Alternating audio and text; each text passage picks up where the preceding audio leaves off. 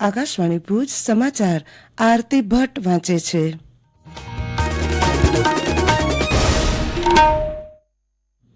નમસ્કાર. રાજ્યના ખેડૂતો આજથી 29મી ફેબ્રુઆરી સુધી ઈ ગ્રામ કેન્દ્રો ખાતેથી ઈ સમૃદ્ધિ પોર્ટલ પર ઓનલાઈન નોંધણી કરાવી શકશે.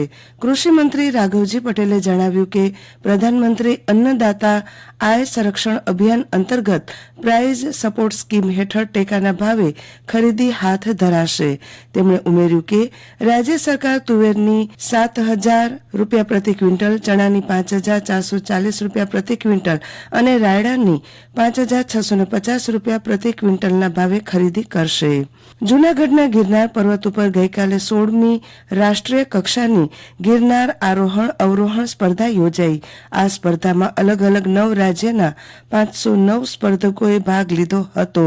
દેશભરમાંથી આવેલા ઉત્સાહી રમતવીરોને જૂનાગઢના મેયર સહિતના અગ્રણીઓએ વહેલી સવારે લીલી ઝંડી બતાવી પ્રસ્થાન કરાવ્યું હતું. મુખ્યમંત્રી ભૂપેન્દ્ર પટેલના હસ્તે ગુજરાત યુનિવર્સિટીના પૂર્વ ઉપકુલપતિ ડોક્ટર જગદીશ ભાવસાર દ્વારા લેખન સંકલન કરાયેલ હું અટલ બોલું છું પુસ્તકનું વિમોચન કરાયું. ભારત રત્નથી સન્માનિત તેમજ ભારતના પૂર્વ પ્રધાનમંત્રી શ્રી અટલ બિહારી વાજપેયીના 100મા જન્મદિવસના ઉપલક્ષ્યમાં તૈયાર કરાયેલ આ પુસ્તક માટે મુખ્યમંત્રીશ્રીએ ડોક્ટર ભાવસારના પ્રયાસોને બિરદાવ્યા હતા. અનેક રાષ્ટ્રભક્તોના વિચારોના પુસ્તકની શ્રેણીમાં આ પુસ્તક રજૂ કરી સમાજમાં વિચારોના ક્ષેત્રે મહત્વનું પ્રદાન કરાયું છે તેમ જણાવી મુખ્યમંત્રીએ ડોક્ટર ભાવસારને સમાજ ઉપયોગી પુસ્તકો પ્રદાન કરવા બદલ શુભેચ્છા પાઠવી હતી. સેન્ટ્રલ બોર્ડ ઓફ ડાયરેક્ટર ટેક્સીસે 2024-25ના આકારણી વર્ષ માટેના આવકવેરાના રિટર્નના ફોર્મ 126 જાહેર કર્યા છે. આઈટીઆર ફોર્મ 6માં મહત્વના ફેરફાર કરવામાં આવ્યા છે. ફોર્મમાં માંગવામાં આવેલી વિગતો પૂર્વ કરદાતા અગાઉથી તૈયાર કરી શકે તે માટે ફોર્મ વહેલા જાહેર કરવાયા છે. નવા ફોર્મનો અમલ 1 એપ્રિલથી કરવામાં આવશે. ફોર્મમાં કરવામાં આવેલ સુધારાઓને ઇન્કમટેક્સ વિભાગની વેબસાઇટ પર મૂકવામાં આવ્યા છે.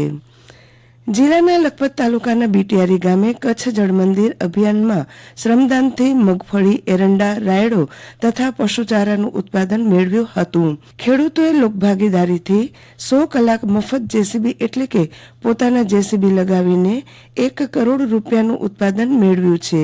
સહિયારા પ્રયાસને લીધે વરસાદી પાણીને વહેતું રોકીને ઉત્પાદન મેળવી શકાયું છે. ખેડૂતે કમાણી સાથે સ્વનિર્ભર પણ થયા છે.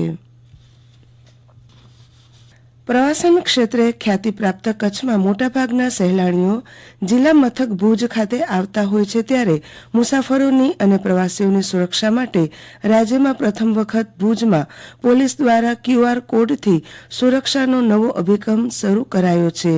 પશ્ચિમ કચ્છ પોલીસ વડા મહેન્દ્ર બગડિયા દ્વારા ભુજ ખાતે અભય સવારી પ્રોજેક્ટની શરૂઆત વાહનોમાં QR કોડ લગાવી કરવામાં આવી હતી. કચ્છમાં તાપમાનનો પારો ઊંચકાતા શિયાળાએ જાણે વિદાય લીધી હોય તેવા વાતાવરણ વચ્ચે મંગળવારથી ઠંડી વધવાની સાથે તાપમાનનો પારો 2 થી 3 ડિગ્રી ઘટવાની શક્યતા હવામાન વિભાગે દર્શાવી છે. ક્લાઇમેટ ચેન્જના કારણે કચ્છમાં આ વખતે શિયાળાની શરૂઆતથી જ જોઈએ તેવી ઠંડી અનુભવાઈ નથી.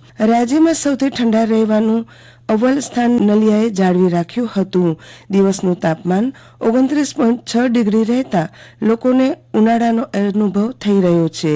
જિલ્લા મથક ભુજમાં ન્યૂનતમ તાપમાન 19.6 ડિગ્રી તો અધિકતમ તાપમાન 32.4 ડિગ્રીએ સ્થિર થયું હતું.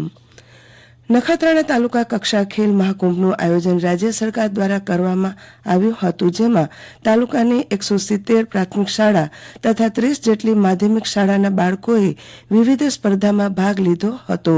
જિલ્લા કક્ષાના ખેલ મહાકુંભની 3 સ્પર્ધાઓ ગાંધીધામ ખાતે DPS શાળા તથા ભુજની ખાનગી હોટેલ સ્વિમિંગ પુલમાં યોજાઈ હતી. આ સાથે સમાચાર બુલેટિન પૂરું થયું. નમસ્કાર.